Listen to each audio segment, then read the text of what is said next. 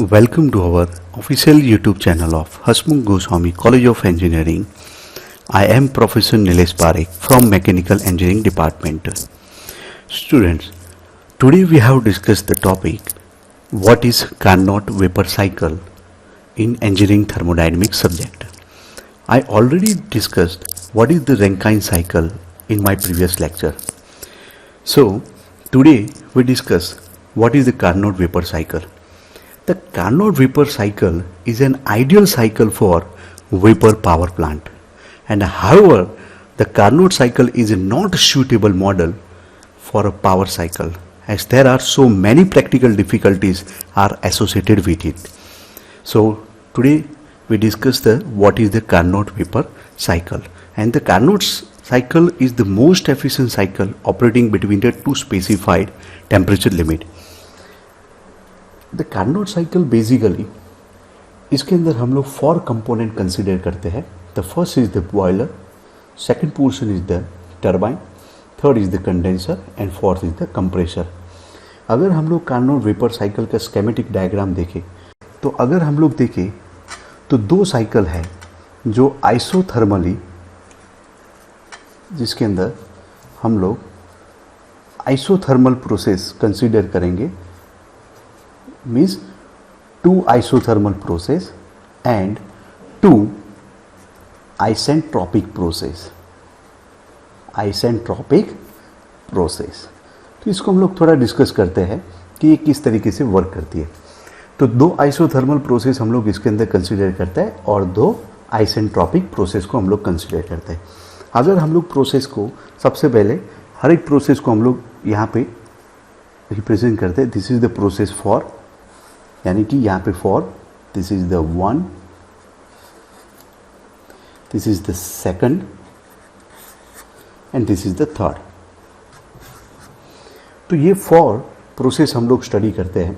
अगर हम लोग देखें द प्रोसेस 4 to 1, यानी कि 4 to 1 जहाँ पे हम लोग कंसिडर करते हैं बॉयलर, तो वहाँ पे हमारे पास कौन सी प्रोसेस होगी, तो वहाँ पे हम लोगों को प्रोसेस मिलेगी reversible isothermal heat addition in the boiler. और सेकंड प्रोसेस होगी प्रोसेस 1 to 2, यानी कि टरबाइन के लिए, यानी कि isentropic expansion in the boiler. और थर्ड प्रोसेस रहेगी प्रोसेस 2 to 3, जिसके अंदर अगर हम लोग कंसिडर करेंगे कंपोनेंट कंडेंसर, यानी कि control condensation in the condenser. और जो लास्ट प्रोसेस है जिसको हम लोग बोलते हैं process 3 to 4 isentropic compression in the compressor. यानी कि मैंने पहले ही बोला कि यहाँ पे हम लोग 4 प्रोसेस कंसिडर करते हैं, 2 isothermal process and 2 isentropic process. इसका थोड़ा हम लोग इसको डिस्कस करते हैं कि how to Carnot vapour cycle work.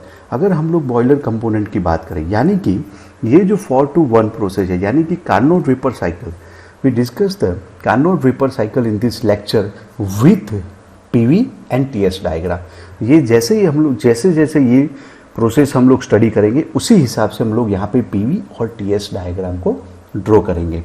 Okay, तो सबसे पहले अगर हम लोग देखें तो प्रोसेस 4 to 1 के लिए हमारे पास जो प्रोसेस जिसको हम लोग बोलते हैं isothermal heat addition in the boiler, यानी कि जो बॉयलर है उसको हम लोग, यानी कि बॉयलर का वर्क क्या है, तो बॉयलर का वर्क क्या है, तो what is the function of the boiler. तो बॉयलर का फंक्शन है टू जनरेट स्टीम, यानी कि स्टीम को जनरेट करना.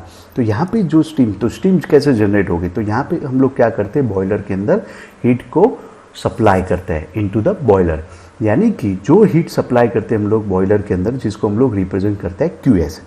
तो ये जो बॉयलर के अंदर हम लोग हीट सप्लाई करते हैं जिसकी वजह से हमको क्या मिलता है, स्टीम मिलती है. तो यहाँ पे हम लोग कंसिडर करते हैं same temperature, means constant temperature. और ये प्रोसेस 4 to 1 किस तरीके से वर्क करेगी, तो सेम यानी कि कांस्टेंट टेम्परेचर और सेम प्रेशर के ऊपर, यानी कि सेम प्रेशर, यानी कि अगर हम लोग प्रोसेस 4 to 1 की बात करें तो सेम टेम्परेचर और सेम प्रोसेस के ऊपर ये कैसा करते हैं, वर्क करती है.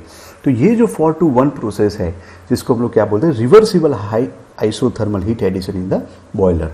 तो यहाँ पे सेम टेम्परेचर और सेम प्रेशर के ऊपर वर्क करते हैं. तो अगर हम लोग प्रोसेस 4 to 1 के लिए अगर हम लोग पीवी डायग्राम को ड्रॉ करें, तो अगर ये हमारा सबसे पहला पॉइंट है जिसको हम लोग कंसिडर करते हैं 4, यहाँ पे जो प्रोसेस हो रही है, यानी कि प्रेशर कैसा है, कांस्टेंट, ओके, यानी कि 4 to 1 प्रोसेस के लिए हमारे पास प्रेशर कैसा रहेगा, कांस्टेंट। तो अगर मैं हम लोग यहाँ से ड्रॉ करें तो this is the process 4 to 1 और प्रेशर कैसा रहेगा, कांस्टेंट।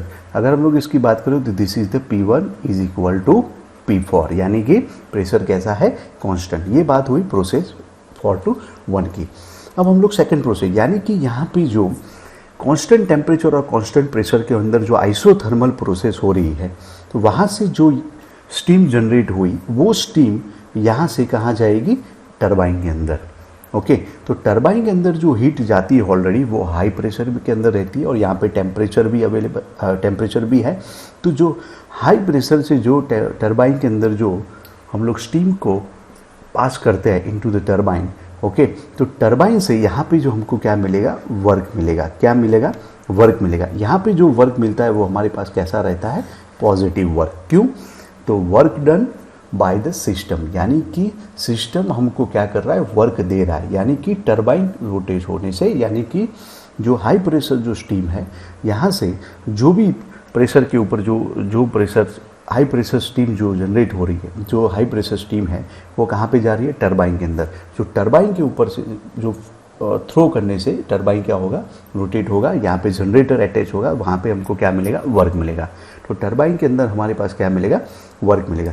तो यहाँ से 1 to 2 प्रोसेस, यानी कि जो प्रेशर यहाँ पे इंक्रीज हो रहा है वो प्रेशर अब यहाँ पे क्या होगा, लो प्रेशर। यानी कि टरबाइन से, यानी कि टेम्परेचर भी डिक्रीज हो रहा है और टेम्परेचर भी डिक्रीज हो रहा है और प्रेशर भी कैसा हो रहा है, डिक्रीज हो रहा है। अगर हम लोग टीएस डायग्राम की बात करें तो TS diagram for the process 4 to 1 के लिए अगर हम लोग ले, तो यहाँ पे हम लोग 2 लाइन कंसीडर करते हैं इस तरीके से, इसके बीच में हम लोग लेते हैं।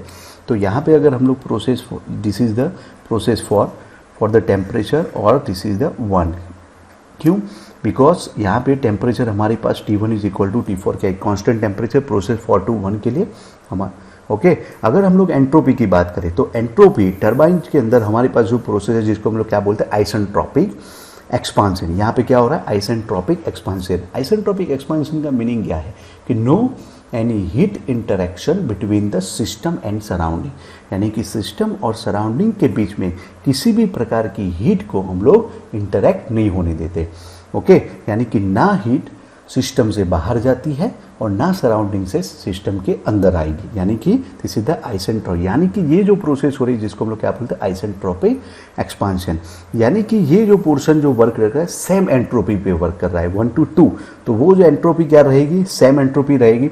अगर सेम एंट्रोपी है तो ये अगर हम लोग ऐसे रिप्रेजेंट कर सकते हैं स्ट्रेट, यानी कि इसका मीनिंग क्या हुआ कि जो एंट्रोपी है वो हमारे पास क्या है, कॉन्स्टेंट है, सेम है 1 to 2 प्रोसेस के लिए। ओके, तो यहाँ पे हम लोग कैसे इसको रिप्रेजेंट करते हैं, स्ट्रेट 1 to 2 प्रोसेस। अगर हम लोग पीवी डायग्राम की बात करें, यहाँ पे प्रेशर कैसा था, कांस्टेंट, लेकिन टरबाइन के अंदर से जो प्रेशर हमको, टरबाइन से जो प्रेशर एग्जिस्ट होगा वो प्रेशर यहाँ पे कैसा होगा, लो प्रेशर होगा। तो लो प्रेशर थोड़ा डिक्रीज हो रहा है, तो डिक्रीज हो रहा है तो प्रेशर और वॉल्यूम कैसा होगा, थोड़ा इंक्रीज होगा। तो ये हमको मिल रही प्रोसेस 1 to 2, यानी कि ये जो पोर्शन है जहाँ पे हमारा प्रेशर क्या मिल रहा है, डिक्रीज हो रहा है और वॉल्यूम हमको कैसा मिल रहा है, इंक्रीज। ओके, तो ये जो प्रोसेस, ओके, यानी कि 1 से हमारा प्रेशर क्या हो रहा है, यानी कि टरबाइन से जैसे ही जो स्टीम बाहर निकलेगी, जो एग्जिस्ट होगी स्टीम, वो कैसी होगी, लो प्रेशर। ओके, तो यहाँ पे प्रेशर क्या हो रहा है, डिक्रीज हो रहा है, वॉल्यूम क्या मिलेगा हमको, थोड़ा इंक्रीज मिलेगा 1 to 2।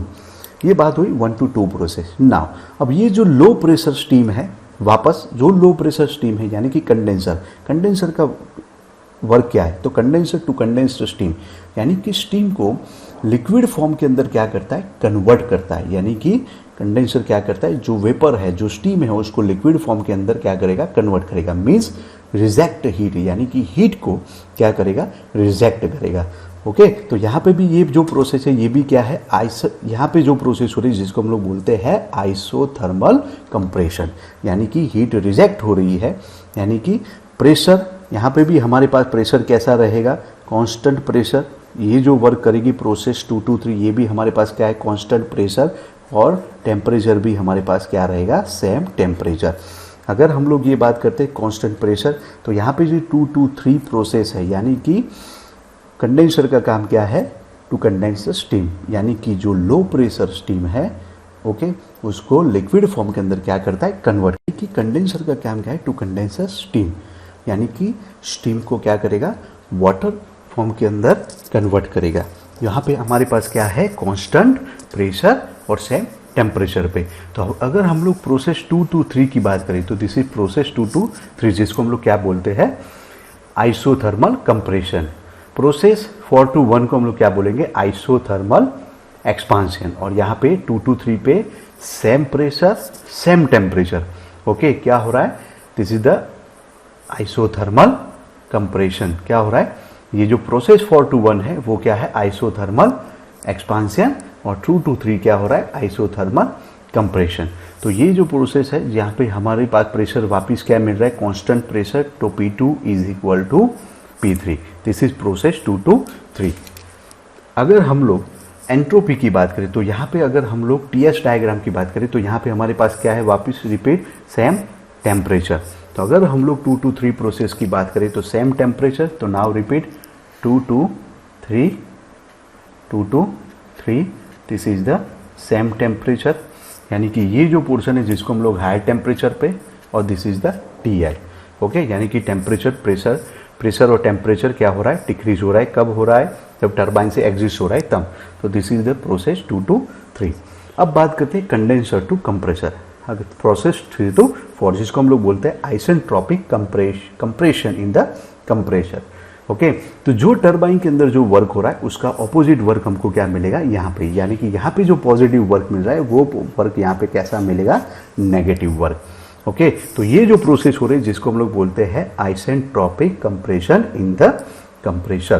तो अगर हम लोग यहाँ से अगर बात करें तो जो कंडेंसर के अंदर जो वाटर जो वाटर जो स्टोर है ऑलरेडी, तो जिसके कंप्रेसर थ्रू हम लोग वापस प्रेशर और टेम्परेचर को इंक्रीज करके वो वापस कहाँ पे ले जाता है, बॉयलर। अगर हम लोग यहाँ पे बात करें तो प्रोसेस 3 to 4 तो प्रेशर वापस क्या हो रहा है, इंक्रीज हो रहा है।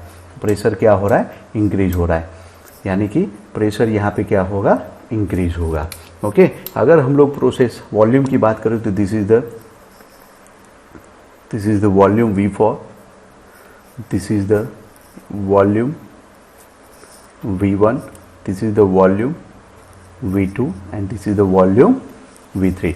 तो this is the PV diagram. अगर हम लोग एंट्रोपी की बात करें तो वापस एंट्रोपी की बात करें तो यहाँ से जो कंप्रेसर के अंदर जैसे टरबाइन, पहले ही बोला कि जिस तरीके से टरबाइन वर्क कर रहा है उसका ऑपोजिट सेक्शन हमको यहाँ पे मिलेगा। यहाँ पे भी जैसे कि यहाँ पे same temperature same pressure, condenser के जहाँ पे हीट रिजेक्ट होती है वहाँ पे भी कैसा है, constant temperature same constant pressure. अगर हम लोग टरबाइन की बात करें तो सेम एंट्रोपी, तो कंप्रेसर के अंदर भी हमको क्या मिलेगी, सेम एंट्रोपी।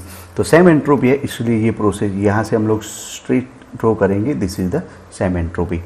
तो this is the PV diagram and this is the TS diagram. अगर हम लोग बात करें प्रोसेस 4 to 1 तो प्रोसेस 4 to 1 जिसको हम लोग बोलते हैं आइसोथर्मल, जिसको हम लोग बोलेंगे isothermal expansion, this is the isothermal expansion. Process 1 to 2 यानी कि आइसेंट्रोपिक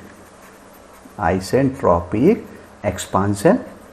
ओके अगर process 2 to 3 this is the isothermal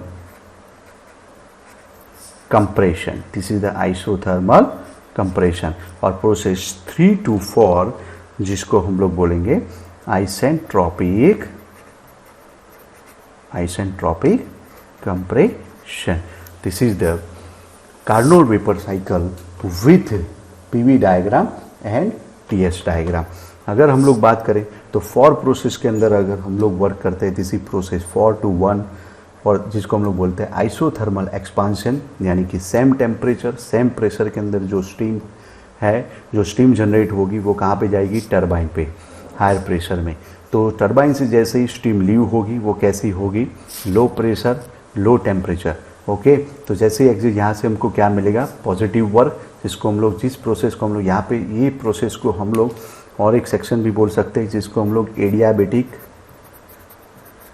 adiabatic expansion भी बोल सकते हैं। ओके और इसको एडियाबेटिक कंप्रेशन भी बोल सकते हैं। एडियाबेटिक एक्सपांशन और एडियाबेटिक कंप्रेशन का मीनिंग क्या है कि no any heat interaction between the system and surrounding, no any heat interaction between the system and surrounding. तो ये जो सेक्शन है जिसको हम लोग बोलते हैं Carnot vapour cycle with PV and HTS diagram. और नेक्स्ट लेक्चर के अंदर हम लोग स्टडी करेंगे efficiency of the Carnot vapor cycle. And the Carnot cycle is an ideal cycle for the vapor power plant. And why Carnot cycle is the most efficient cycle? Because perfect engine, process are reversible, and the thermal capacity of heat source and heat sink is infinite. जिसके अंदर हम लोग 2 isothermal process and 2 isentropic process हम लोग क्या करते हैं, study करते हैं। ओके, अगर this is the PV diagram and this is the TS diagram. TS diagram के अगर हम लोग ये बात करें तो ये जो लाइन जो रिप्रेजेंट करते हैं जिसको हम लोग लिक्विड लाइन बोलते हैं, और ये जो लाइन है जिसको हम लोग ड्राई सैचुरेटेड स्टीम। ओके, तो ये जो है जो ड्राई सैचुरेटेड स्टीम लाइन है, ये जो लाइन है वो लिक्विड लाइन को रिप्रेजेंट करती है, और ये जो लाइन है वो ड्राई स्टीम को रिप्रेजेंट कर दिया। तो this is the Carnot vapor cycle with PV and TS diagram. Thanks for watching our video. Please like it, share it and subscribe it. Thank you very much.